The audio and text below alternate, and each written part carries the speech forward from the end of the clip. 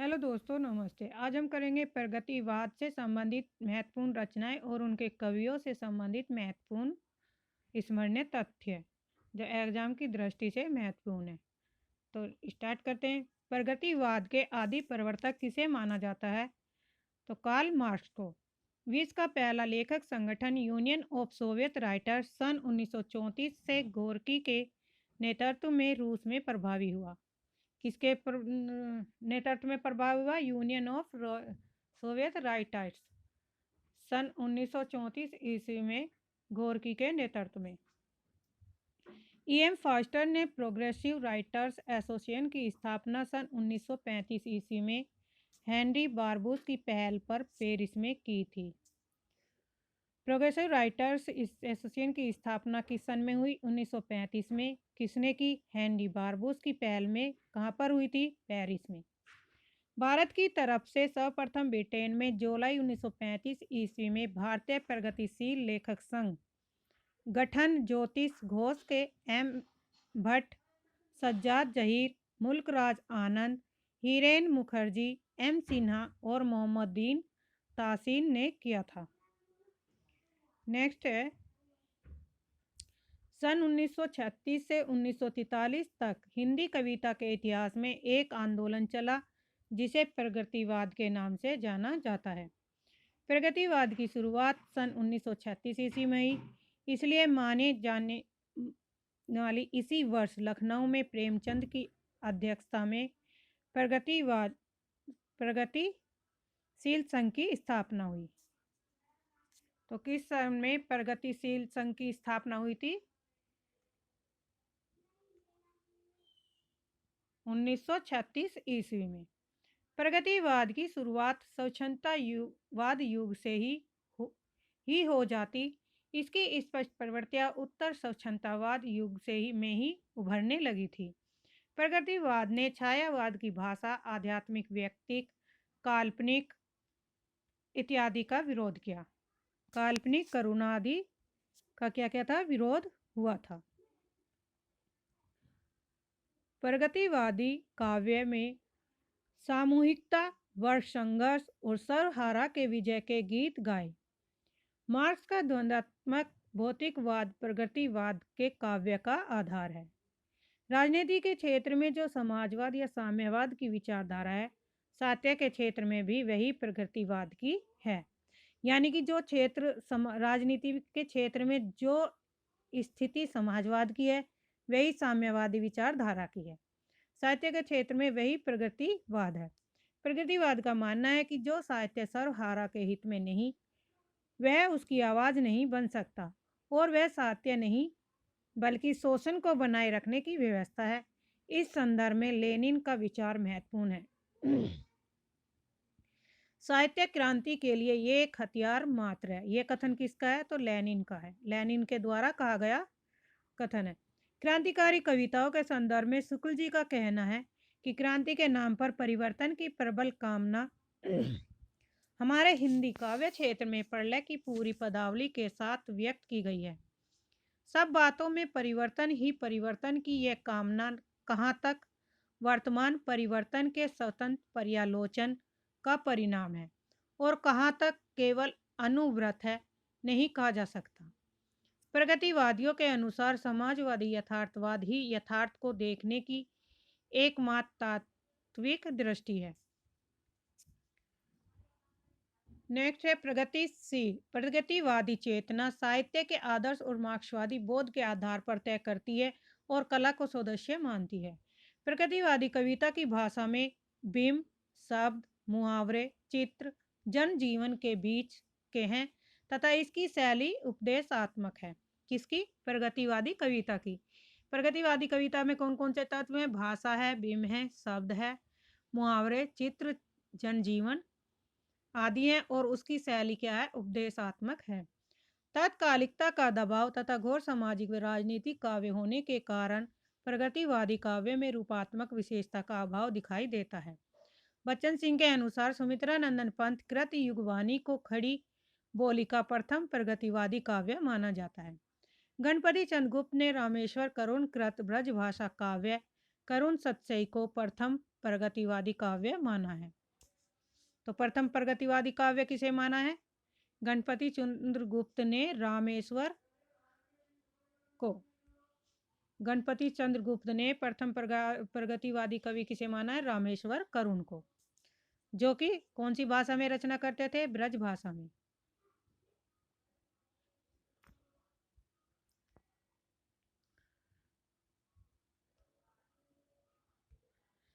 बच्चन सिंह के अनुसार प्रगतिवाद और प्रयोगवाद दोनों में एक द्वंद्वात्मक रिश्ता दिखाई पड़ता है। उनका मानना है कि प्रगतिवाद के कारण साहित्य में एक नई चेतना तो आई, लेकिन साहित्य यांत्रिक हो गया।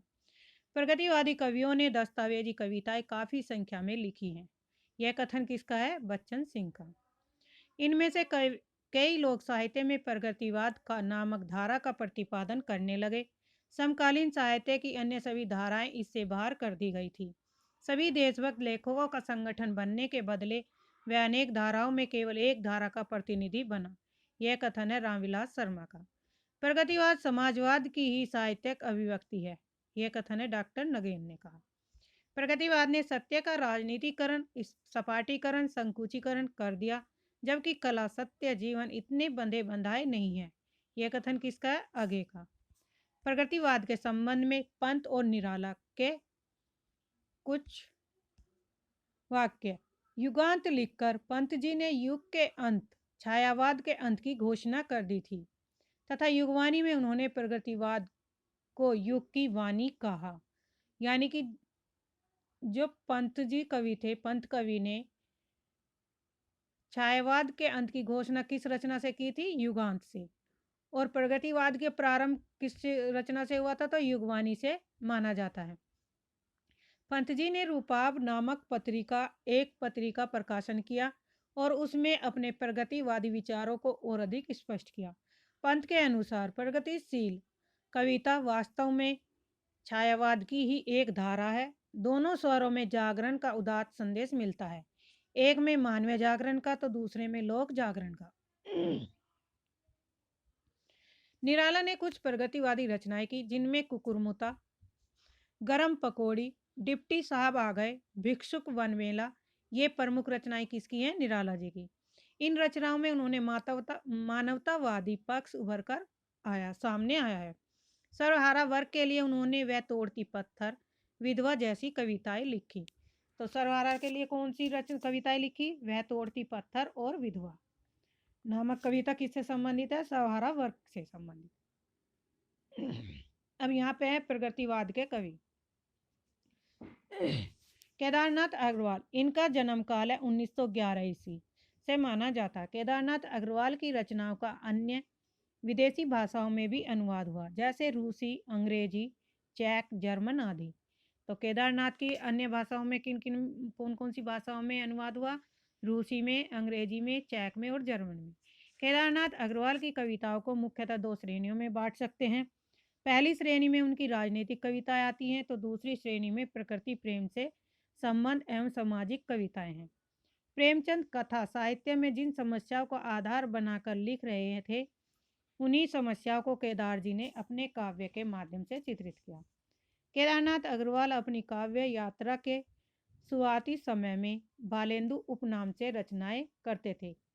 कौन से कवि ऐसे हैं जो शुरुआती समय में कौन से उपनाम से रचनाएं करते थे? तो बालेंदु। बालेंदु उपनाम से रचनाएं करने वाले कवि कौन थे? केदारनाथ अग्रवाल। उस समय वे ब्रज भाषा में कवित सवैया छंद में लिखते थे। केन नदी से अत्यधिक लगाव के कारण इन्हें केन का कवि भी कहा जाता है। किसे? केदारनाथ अग्रवाल जी को। देश विदेश की कविताएं शीर्षक से केदारनाथ अग्रवाल ने देश और देश से बाहर के तमाम कवियों की कविताओं का अनुवाद किया। केदारनाथ अग्रवाल की प्राकृतिक कविताओं के संदर्भ में बच्चन सिंह ने कहा है कि जहां तक प्रकृति चित्रण का संबंध है, केदार छायावादोत्तर कविता के सुमित्रानंदन पंथ है। वेरी इंपॉर्टेंट कथन है।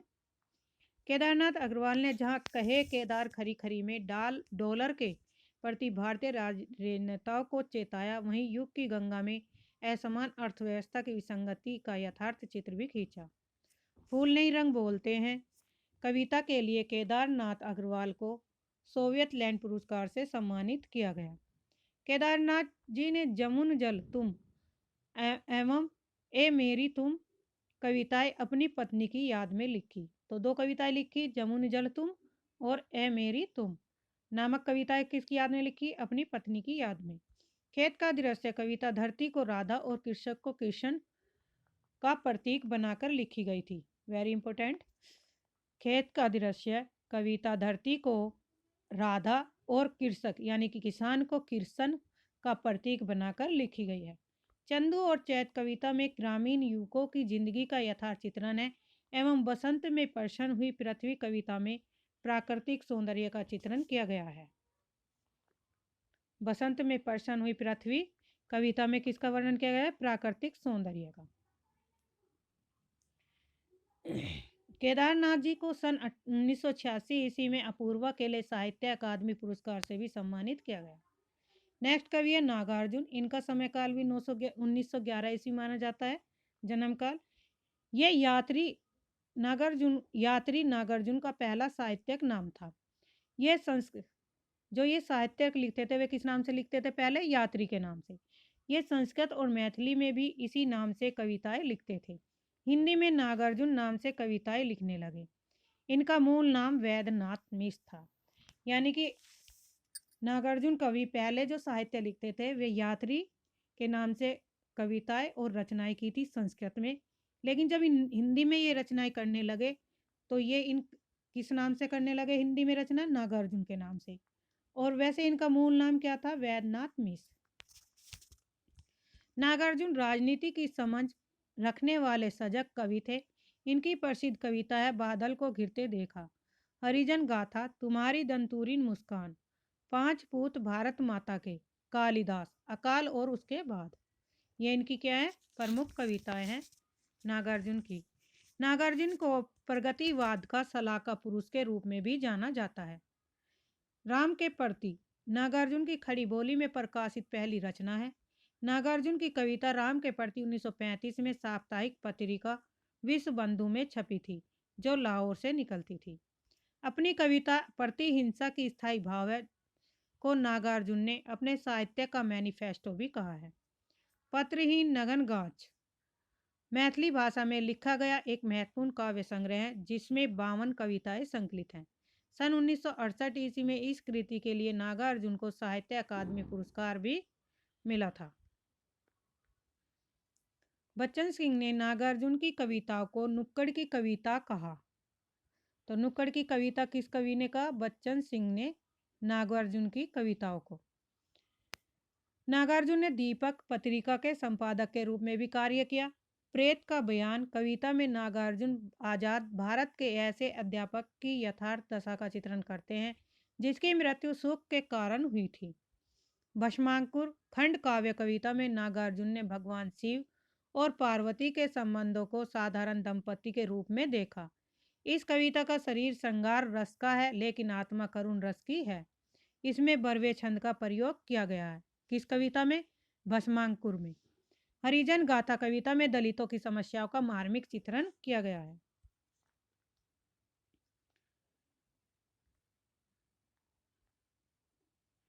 सिंदूर तिलकित भाल नागार्जुन की प्रेम संबंधी एक महत्वपूर्ण रचना है। आओ रानी नागार्जुन की व्यंग प्रधान कविता है। ब्रिटेन की महारानी के भारत आने पर नागा अर्जुन ने यह कविता लिखी थी। तो व्यंग प्रधान कविता कौन सी है? आओ रानी। किसके उपलक्ष्य में लिखी गई थी? ब्रिटेन के भारत आने पर। ब्रिटेन की जो महारानी जब भारत आई थी तब उनके ऊपर यह कविता लिखी थी। नागार्जुन ने अपने समकालीन कवि केदारनाथ अग्रवाल के लिए ओ जनमन के सजग चितेरे नामक कविताएं लिखी। नागार्जुन ने चना जोर गरम कविता भ्रष्टाचारी, सत्तालोलुप एवं अवसर की ताक में रहने वाले तथा अपना हित साधने वाले लोगों पर लिखी। तन गई रीढ़ यह तुम थी नागार्जुन की प्रेम संबंधी कविताएं हैं। गुलाबी चूड़ियां नागार्जुन की वात्सल्य की महत्वपूर्ण रचना है। नागार्जुन के संबंध में महत्वपूर्ण आलोचकों के विचार जो विचार या कथन कहे हैं, ये किसके संबंध में कथन है? नागार्जुन के। यह निर्विवाद है कि कबीर के बाद हिंदी कविता में नागार्जुन से बड़ा व्यंगकार अभी तक कोई नहीं हुआ। यह कौन मानते हैं? नामवर सिंह। प्रतिबंध हूँ, संबंध हूँ, आबद हूँ, उसकी प्रतिबद्धता बहुजन समाज के कल्याण के लिए तो है ही, अपने आप को व्यामोह से उबारने की खातिर भी है। कोई ऐसी वस्तु नहीं है जिससे वह संबंध न हो। राग से, द्वेष से, आस्था से, अनास्था से वह आबद्ध है। स्वजन परिजन के प्यार की डोर में, प्रियजन के पलकों की कोर में, तीसरी चौथी पीढ़ियों के दंतुरित शिशु सुलभ हास में ये आबद्ध कविताएं अधिक संयमित, सरस और मर्म स्पर्शी हैं। यह कथन किसका है? बच्चन सिंह का। किसके संबंध में है? ये नागार्जुन के। नागार्जुन के भाषिक मुहावरे ठेठ गांव के हैं, जहां संस्कृत की सधी हुई पदावलियां मिलेगी, वहां पर भी गवई रंग चढ़ा हुआ है। एक ही कविता में वे सफलतापूर्वक कई प्रकार की पदावलियों, छंदों, लयों का प्रयोग करते हैं। छंदोबद्ध कविताओं में मैदानी नदियों का संयमित प्रवाह है, तो मुक्त छंदों में पहाड़ी नदियों की चंचलता। यह कथन है बच्चन सिंह का। वे नागार्जुन शैली की खोज नहीं करते, शैली स्वयं उन्हें खोजती है। यह कथन किसका है? नामवर सिंह का। उनकी काव्य भूमि विपुल है और विषम भी। नामवर सिंह का ही कथन है। लोकप्रियता कलात्मक सौंदर्य के संतुलन और सामंजस्य की जितनी सफलता से हल किया, उतनी ही सफलता से हिंदी के बहुत कम कवि कर पाए। नामवर सिंह का कथन है।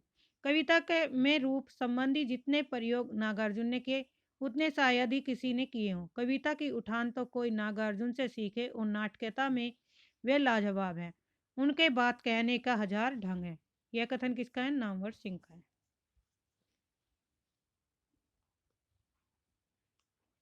नागार्जुन जितने क्रांतिकारी सचेत रूप से हैं, उतने ही अचेत रूप से में भी।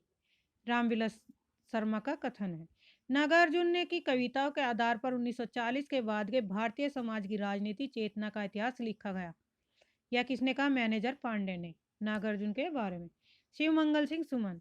शिव मंगल सिंह सुमन ने लंबी कविताएं लिखी एवं गीतों की रचना भी की।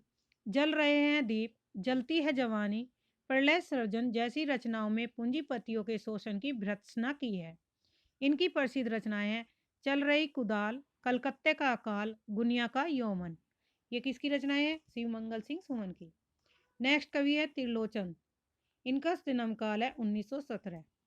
वासुदेव सिंह त्रिलोचन प्रगतिवाद के एक महत्वपूर्ण कवि हैं। इनकी कविताओं के केंद्र में गांव एवं उसकी समस्याओं का चित्रण है। त्रिलोचन नए नए प्रयोगों से भाषा को समृद्ध बनाने के पक्षधर कवि रहे हैं। त्रिलोचन कृत अमोला 1990 ईस्वी में अवधी भाषा में है। इसमें 2700 बरवे संग्रहित है। त्रिलोचन की कविताओं पर संस्कृत व अवधी भाषा का प्रभाव है। त्रिलोचन ने अपनी कविताओं में पुराने छंदों जैसे बरवे, कुंडलिया, रोला इत्यादि का प्रयोग किया गया है। त्रिलोचन के सोनेट रोचक एवं रमणीय हैं। त्रिलोचन सोनेट लिखने के लिए प्रसिद्ध है। मुक्तिबोध ने त्रिलोचन को अवध का किसान कहा। मुक्तिबोध ने त्रिलोचन को अवध का किसान कवि कहा है। वेरी इंपॉर्टेंट है। बच्चन सिंह ने त्रिलोचन को आत्मविश्लेषण का कवि भी कहा है। बच्चन सिंह ने लिखा है कि त्रिलोचन प्रगतिवादी थे नहीं, उन्हें ग्रेस मार्क देकर प्रगतिशील में शामिल किया गया है। अन्य बिंदु हैं आगे खंडर में झंकार, ललकार, हुंकार नाम से स्टालिन के युद्ध स्थलों का वर्णन किया गया है। रागे राघव के पिघलते पत्थर 1946 ईस्वी और राह के दीपक दो मुक्तक काव्य मिलते हैं। राह के दीपक की कविताओं में युगीन यथार्थ के संदर्भ में प्रकृति छवि का भी अंकन किया गया है। डॉक्टर नगेंद्र का यह कथन है। अब है प्रयोगवाद। प्रयोगवाद का समयकाल है 1943 ईस्वी में। अगे ने तार सप्तक नामक एक पत्रिका का संपादन किया था।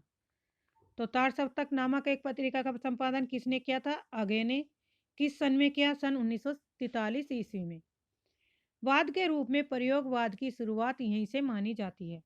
व्यक्तिवाद या व्यक्तिकता प्रयोगवाद का मूल आधार है। आधुनिकतावाद का आरंभ प्रयोगवाद से ही माना जाता है। प्रयोगवादी रचनाएं शीर्षक निबंध में आलोचक नंदू दुलारे वाजपेयी ने पहली बार प्रयोगवाद शब्द का प्रयोग किया था। इन्होंने प्रयोगवाद को बैठे ठाले का धंधा भी कहा है। किन्होंने कहा प्रयोगवाद का बैठे ठाले का धंधा? तो नंदू दुलारे वाजपेयी ने। और नंदू दुलारे वाजपेयी ने ही पहली बार प्रयोग शब्द का प्रयोग किया था। नेक्स्ट है प्रयोगवाद। प्रयोगवाद में प्रयुक्त प्रयोग शब्द नए जीवन सत्यों को पाने की बेचैनी का द्योतक है। प्रयोगवाद पर निम्नलिखित विचारधारा एवं घटनाओं का प्रभाव देखा जा सकता है। प्रतीकात्मक रूप से गांधीवाद का, द्वितीय विश्व युद्ध में अस्तित्ववाद का और फ्राइड का मनोविश्लेषणवाद का। नेक्स्ट है टी.एस. इलियट का निर्वैयक्तिकता का सिद्धांत, फ्रांस के प्रतीकवाद का आंदोलन का, वैचारिक प्रतिबद्धता का निषेध, नवीन राहों का अन्वेषण, व्यक्तिकता, क्षण की महत्ता, यौन चेतना की प्रबलता तथा शहरी प्रेम दृष्टि प्रयोगवाद की प्रमुख प्रवृत्तियां हैं। प्रयोगवादी कविता में मुख्य रूप से मध्यम वर्गीय समाज का चित्रण किया गया है। आगे ने 4 सप्तकों का प्रकाशन किया। तार सप्तक की भूमिका में आगे ने प्रयोगवादी कवियों को राहों का अन्वेषी कहा है। तो राहों का अन्वेषी किसने कहा? आगे ने। प्रयोगवाद की विशेषताएं हैं बौद्धिकता का प्राधान्य, उपमानों की नवीनता, यथार्थवाद का आग्रह और साधारण विषयों का निरूपण। अहमवादी प्रवृत्ति का प्राधान्य, निराशावाद, भाषा में प्रयोग। आगे ने इस काव्य आंदोलन के प्रयोगवाद नाम का समर्थन नहीं करते थे। इसका विरोध करते हुए उन्होंने दूसरे सप्तक की भूमिका में लिखा है। यहाँ पे दूसरे सप्तक की भूमिका में लिखा है किसने? आगे जी ने। प्रयोगवाद, प्रयोग का कोई वाद नहीं, हम वादी नहीं रहे, नहीं है न प्रयोग अपने आप में इष्ट या साध्य है। ठीक इसी तरह कविता का भी कोई वाद नहीं, कविता भी अपने आप में इष्ट या साध्य नहीं है। अतः हमें प्रयोगवादी कहना उतना ही सार्थक या निरर्थक है जितना हमें कवितावादी कहना। तो ये कथन किसने लिखा है? आगे जी ने, दूसरे सप्तक की भूमिका में। प्रयोग अपने आप में इष्ट नहीं है, वह साधन है और दोहरा साधन है, क्योंकि एक तो वह उस सत्य को जानने का साधन है जिसे कवि प्रेरित करता है, तो दूसरे वह उस प्रेषण की क्रिया को और उसके साधनों को जानने का भी साधन है।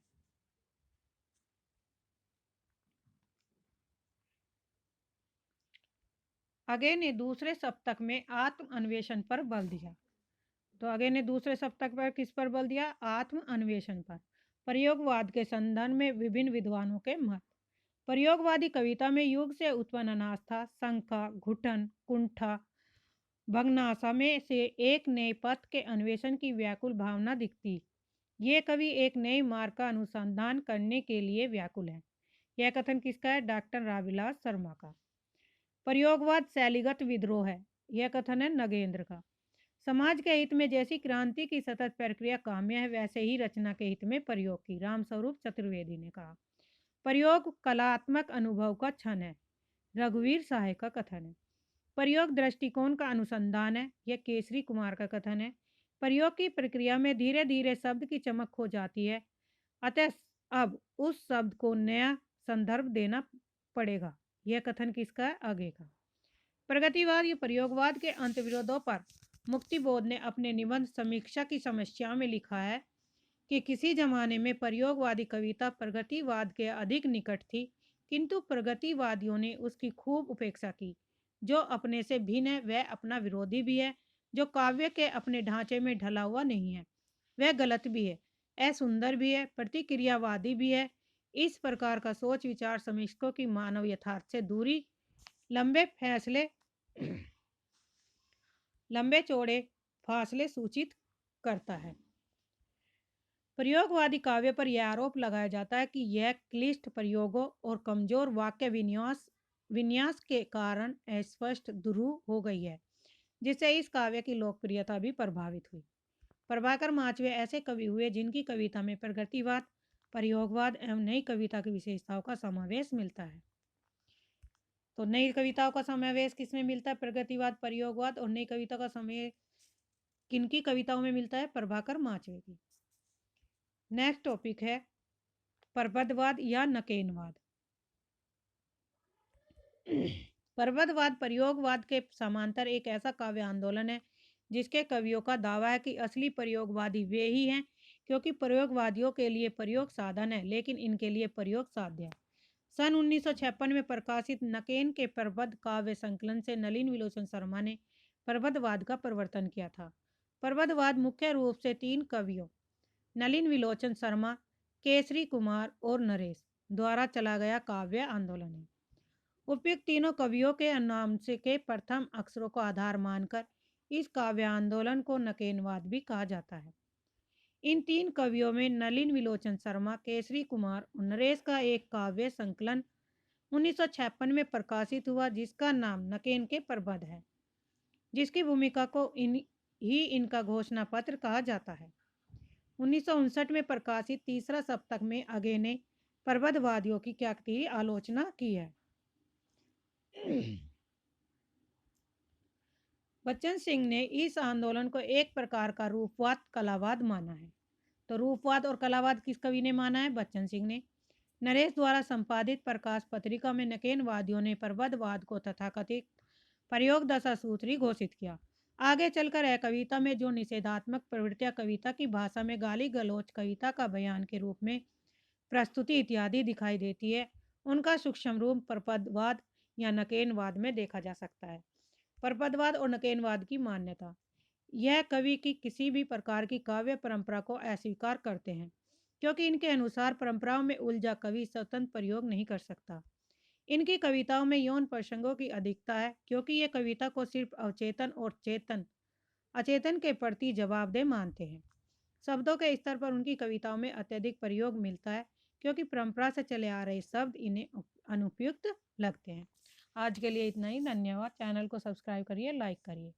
आज हमने पढ़ा, इससे पहले हमने भारतेंदु युग के प्रमुख कवि और उनकी रचनाओं से महत्वपूर्ण तथ्य, फिर दूसरी वीडियो में छायावाद और छायावाद, तो इससे पहले वीडियो डाल दी गई, आप उन्हें एक बार जरूर देख लीजिए। एग्जाम की दृष्टि से बहुत महत्वपूर्ण है और हम इसका पूरा कोर्स कंप्लीट करेंगे संपूर्ण हिंदी साहित्य के इतिहास का।